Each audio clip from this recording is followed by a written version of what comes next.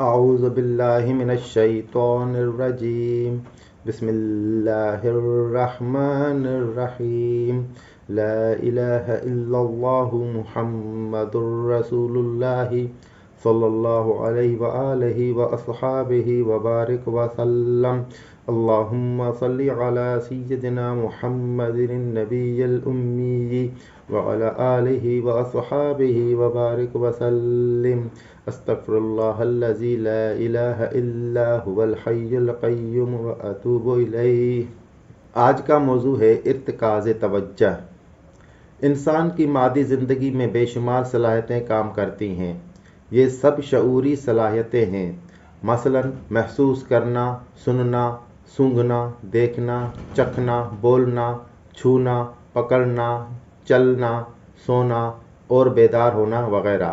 اس ضمن میں بہت سے علوم و فنون بھی آ جاتے ہیں، مثلا مصوری، کتابت، طباعت، تکنیکی علوم، موسیقی، ادب، شعر و شاعری، تاریخ، سائنس اور دھات سازی وغیرہ۔ جب کوئی شخص کسی صلاحیت کو حاصل کرنا چاہتا ہے تو وہ اس صلاحیت سے ناواقف ہوتا ہے، لیکن جب وہ صلاحیت سے استفادہ کرنے کی طرف متوجہ ہوتا ہے تو ذوق و شوق اور استعداد کے مطابق اس کے اندر صلاحیت بیدار اور متحرک ہو جاتی ہے۔ صلاحیت کو متحرک کرنے میں توجہ بنیادی کردار ادا کرتی ہے۔ اگر ایک شخص کسی صلاحیت کو بیدار کرنے کی طرف متوجہ نہ ہو تو وہ کامیابی حاصل نہیں کر سکتا۔ توجہ ارادی ہو یا غیر ارادی، اس کا موجود ہونا ضروری ہے۔ کسی علم یا کسی صلاحیت کو حاصل کرنے کے لیے جو کوشش اور مشق کی جاتی ہے، فی الواقع اس کا کام بھی توجہ کو اپنے ہدف پر قائم رکھنا ہے۔ توجہ کے اصول کا اطلاق روحانی صلاحیتوں پر بھی ہوتا ہے۔ چونکہ ہم روحانی صلاحیتوں سے ناواقف ہیں، اس لیے اس طرف متوجہ ہی نہیں ہوتے، اور جب تک کوئی شخص اپنی روحانی قوتوں کو بیدار کرنے کے لیے اندرونی تحریکات کی طرف ذہن نہ لگائے، اس کی روحانی صلاحیتیں حرکت میں نہیں آتیں۔ یہ بات سب جانتے ہیں کہ جب تک ذہنی یکسوئی کے ساتھ کام نہ کیا جائے، صحیح نتیجہ مرتب نہیں ہوتا، چاہے وہ دنیاوی کام ہو یا دینی اور روحانی علوم کا حصول ہو۔ علم کی تحصیل کے لیے ایسا ماحول ضروری ہے جس میں ذہنی انتشار کم سے کم ہو۔ جب ہم کامل توجہ کے ساتھ تحصیل علم میں مصروف ہوتے ہیں تو اچھے نتائج سامنے آتے ہیں۔ اگر ایسے حالات کا سامنا ہو جن سے ذہن بار بار بھٹکتا رہے تو صلاحیت ہونے کے باوجود بحسن و خوبی علوم کی تکمیل نہیں ہوتی۔ ارتکاز توجہ ذہن کو ایک مرکز پر لانے کا نام ہے تاکہ زیادہ سے زیادہ دیر تک توجہ ایک نقطے پر یا ایک خیال پر قائم رہے۔ ارتکاز توجہ کے ذریعے ذہن کے اندر کی بکھری ہوئی قوتیں جمع ہو کر باہر آ جاتی ہیں۔ روح کے لاشمار عکس ان گنت قوتیں اس لیے خوابیدہ رہتی ہیں کہ ارتکاز توجہ کی طاقت ماورائی صلاحیتوں کو بیدار کرنے میں استعمال نہیں ہوتی۔ جذبات، خیالات اور تقاضوں کے زیر اثر ذہن ایک حالت سے دوسری حالت اور ایک کیفیت سے دوسری کیفیت میں منتقل ہوتا رہتا ہے، وہ کسی ایک چیز پر ٹھہرتا نہیں ہے۔ خیالات کی یلغار سے انسان کو ان مقامات کا ادراک نہیں ہوتا جو اس کی اصل ہیں۔ مثال کے طور پر ریڈیو اسٹیشن سے نشریات لہروں کے ذریعے فضا میں منتقل ہو جاتی ہے۔ ان لہروں کی مخصوص فریکوینسی ہوتی ہے۔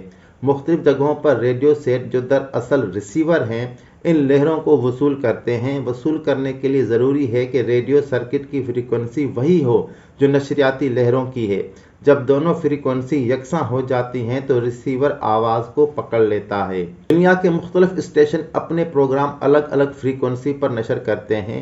ہم جس اسٹیشن کی نشریات سننا چاہتے ہیں اس کی فریکوینسی کو سیٹ کر کے سن لیتے ہیں۔ اگر فریکوینسی میں یکسانیت نہ ہو تو آواز موصول نہیں ہوتی۔ اسی طرح اگر درمیان میں رکاوٹیں یا مزاحمت ہو تو بھی آواز صاف سنائی نہیں دیتی۔ ٹی وی میں آواز کے ساتھ تصویر بھی نشر ہوتی ہے۔ مختلف چینل پر ہم نشریات کو نہ صرف سنتے ہیں بلکہ اسکرین پر تصویری صورت میں دیکھتے بھی ہیں۔ آدمی کا شعور دراصل ریسیور ہے۔ ذہن کی انتہائی گہرائی میں موجود مرکز یا منبع کی اطلاعات مختلف صورتوں میں شعور کی اسکرین پر نشر ہوتی ہیں۔ بعض اطلاعات مناظر کی شکل میں ڈسپلے ہوتی ہیں، کچھ تصور کی ہیئت میں اور بعض خیال کی نوعیت میں سامنے آتی ہیں۔ دیگر آواز کے ذریعے حاصل ہوتی ہیں۔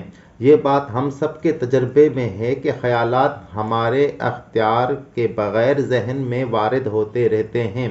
کوئی لمحہ ایسا نہیں گزرتا جب ذہن میں کوئی خیال نہ ہو۔ بھوک پیاس کا تقاضا بھی خیال ہے، سونے جاگنے کا رجحان بھی خیال ہے، خوشی غم اور دیگر جذبات بھی خیالات ہیں۔ نہ صرف خیالات و تصورات بلکہ سماعت، بصارت، شامہ اور لمس بھی اطلاع کے علاوہ کچھ نہیں ہے۔ ہماری پوری زندگی خیالات کے گرد گھوم رہی ہے، اور جب دماغ میں خیالات کی تشکیل کا عمل ختم ہو جاتا ہے تو جسم پر موت وارد ہو جاتی ہے۔ قانون یہ ہے کہ خیالات میں گہرائی پیدا ہوتی ہے تو وہ مظہر کا روپ اختیار کر لیتے ہیں۔ اگر زندگی خیالات سے الگ کوئی چیز ہوتی تو ہم خیالات سے کبھی متاثر نہیں ہوتے۔ خوشی کا خیال آتا ہے تو ہمارے اندر فرحت و طمانینت کی لہر دوڑ جاتی ہے۔ دہشت ناک خیال آتا ہے تو رونگٹے کھڑے ہو جاتے ہیں۔ ذہن میں وسوسے آتے ہیں تو ہم پریشان ہو جاتے ہیں۔ طبی اعتبار سے بھی خیالات کے اثرات کو تسلیم کیا گیا ہے۔ السر، معدے کے امراض، بلڈ پریشر، خفقان، ٹی بی وغیرہ جیسے امراض خیالات کی پیچیدگی سے پیدا ہوتے ہیں۔ یہ روزمرہ کا مشاہدہ ہے کہ ذہنی پریشانی لاحق ہو تو بھوک اڑ جاتی ہے، حادثے سے متعلق خیال آتے ہی دل کی دھڑکن تیز ہو جاتی ہے یا دل ڈوبنے لگتا ہے۔ اسی طرح جب تک ہمارے شعور میں دفتر جانے کا خیال وارد نہ ہو تو ہم دفتر کی طرف قدم نہیں بڑھا سکتے۔ کوئی شخص مکان کی تعمیر کرنا چاہتا ہے تو سب سے پہلے اس کے ذہن میں یہ خیال وارد ہوتا ہے کہ مجھے مکان بنانا چاہیے۔ اس خیال میں جب حرکت پیدا ہوتی ہے تو وہ کوشش شروع کرتا ہے، سرمایہ اکٹھا کرتا ہے، ان لوگوں سے رجوع کرتا ہے جو مکان بنانے کا علم رکھتے ہیں۔ علم تعمیر کو دیکھا جائے تو وہ بھی خیال کی صورت میں انسانی ذہن میں محفوظ ہے۔ چنانچہ جب خیال اور عمل کی قوتیں ملتی ہیں تو مکان کی تعمیر شروع ہو جاتی ہے، اور وہ مکان جو خیال کی صورت میں موجود تھا عمارت بن کر سامنے آ جاتا ہے۔ الہامی کتابیں بتاتی ہیں کہ خیالات کا ایک منبع ہے۔ ذہن کی گہرائی میں موجود نقطۂ ذات منبع کی حیثیت رکھتا ہے۔ اس سورس سے لاشمار اطلاعات، خیالات ہر لمحہ اور ہر آن نشر ہوتی رہتی ہیں، لیکن شعوری ریسیور تک پہنچنے والی اطلاعات نہ صرف بہت کم ہوتی ہیں بلکہ ان میں محدودیت داخل ہو جاتی ہے۔ یہی اطلاعات اس کا علم و حافظہ بن جاتی ہیں اور انہی کو ہم شعور کہتے ہیں۔ زیادہ اور وسیع اطلاعات کو حاصل کرنے کے لیے ہمارے اندر ذہنی یکسوئی کا ہونا ضروری ہے۔ جب ہماری فکر یکسوئی کے ساتھ اپنی نقطۂ ذات یا منبع اطلاعات کی طرف صعود کرتی ہے تو درجہ بدرجہ اسے ایسی اطلاعات کا مشاہدہ ہوتا ہے جو عام طور پر حواس کی گرفت میں نہیں آتی۔ نشر ہونے والی اطلاعات کی آخری محدودیت ہی دراصل شعور ہے۔ زیادہ اور وسیع اطلاعات حاصل کرنے کے لیے لاشعور کا مطالعہ کرنا ضروری ہے۔ طبی یا سائنسی علوم میں کوئی فارمولہ یا ایجاد یا انکشاف ایک نئی اطلاع ہوتی ہے۔ سائنسدان یا موجد جب تک لاشعور میں داخل نہ ہو تو اسے کوئی نئی بات معلوم نہیں ہوتی۔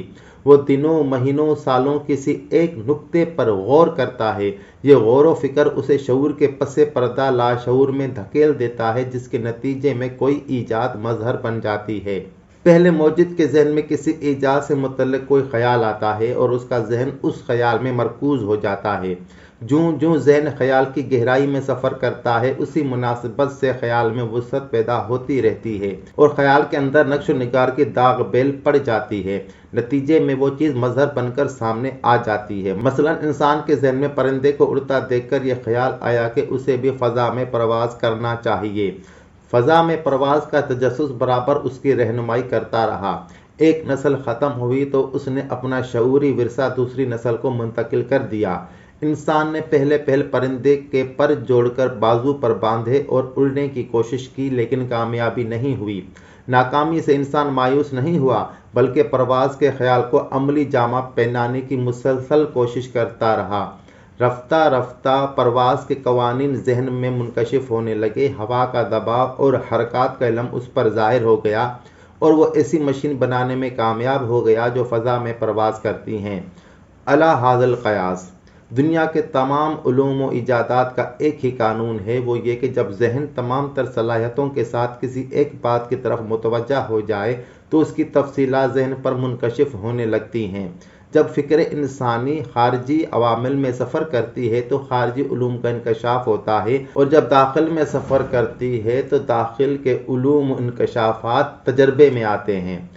ایک بچے کا شعور بالغ شخص کے شعور سے الگ ہوتا ہے۔ بچہ جب پیدا ہوتا ہے تو وہ اپنے ماحول کے متعلق کچھ نہیں جانتا۔ اس کی بصارت کسی شے پر ٹھہرتی ہے اور نہ سماعت ماحول کی آوازوں میں معانی پہنا سکتی ہے۔ وہ بول سکتا ہے اور نہ ہی فاصلے اور وقت کے احساسات اس کے اندر کار فرما ہوتے ہیں۔ آہستہ آہستہ بچہ وہ سب کچھ سیکھ جاتا ہے جو اس کے ماحول میں رائج ہے، حتیٰ کہ سوچنے سمجھنے کی تمام طرزیں اسے ماحول میں سے من و ان منتقل ہو جاتی ہیں۔ اس طرز انتقال میں بچے کا ارادہ بھی کام کرتا ہے، لیکن ایک بڑا حصہ وہ علم ہے جو ماحول کے افراد سے غیر ارادی طور پر اس کے اندر منتقل ہو جاتا ہے۔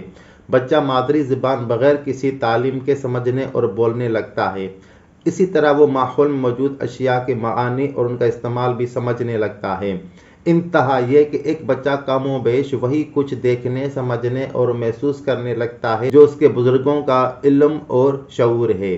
جوانی کو پہنچتے پہنچتے اس کے شعوری ذخیرے میں وہ تمام باتیں جمع ہو جاتی ہیں جنہیں استعمال کر کے وہ انہی طرزوں میں زندگی گزارتا ہے جو اس کے معاشرے میں رائج ہیں۔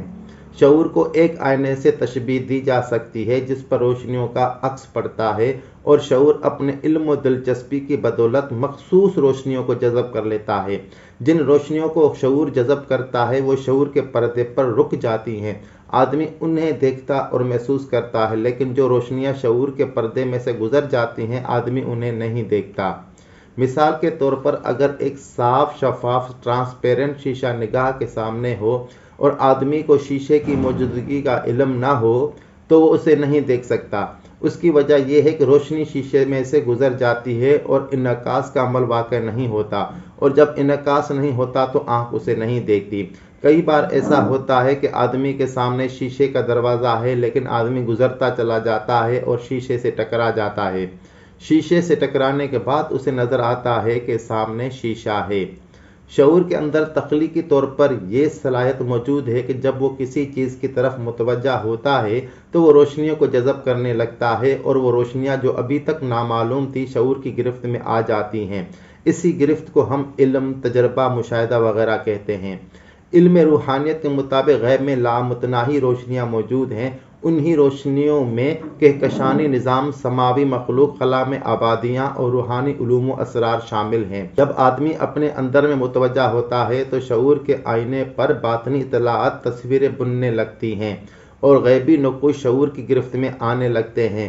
رفتہ رفتہ وہ غیبی نقوش کو اس طرح سمجھنے اور محسوس کرنے لگتا ہے جیسے ایک بچہ بتدریج ماحول کو سمجھنے کے قابل ہو جاتا ہے۔ باطنی حواس کو بیدار کرنے میں ارادے کو بڑی اہمیت حاصل ہے۔ مراقبے میں بند آنکھوں کے سامنے اندھیرے کی سیاہ چادر کے پس پردہ یہ بات محفوظ ہوتی ہے کہ مظاہرات موجود ہیں۔ یہ علم اور یقین باطنی نگاہ کو متحرک کر دیتا ہے۔ پہلے مرحلے میں ارادے میں اضمحلال پیدا ہوتا ہے، لیکن متواتر مشق کے نتیجے میں ارادہ حرکت کرنے کے قابل ہو جاتا ہے، اور مراقبہ کرنے والا باطنی دنیا کو بند آنکھوں سے اسی طرح دیکھتا ہے جس طرح کھلی آنکھوں سے مادی خد و خال نظر آتے ہیں۔ اس بات سے ہم بخوبی واقف ہیں کہ یقین ہر کام میں بنیادی کردار ادا کرتا ہے۔ اگر ہمیں اس بات کا یقین نہ ہو کہ کراچی کوئی شہر ہے تو ہم کراچی نہیں جا سکتے۔ اگر یہ بات ہمارے یقین میں نہ ہو کہ کیمیا کوئی علم ہے تو ہم علم کیمیا نہیں سیکھ سکتے۔ وآخر دعوانا ان الحمد للہ رب العالمین۔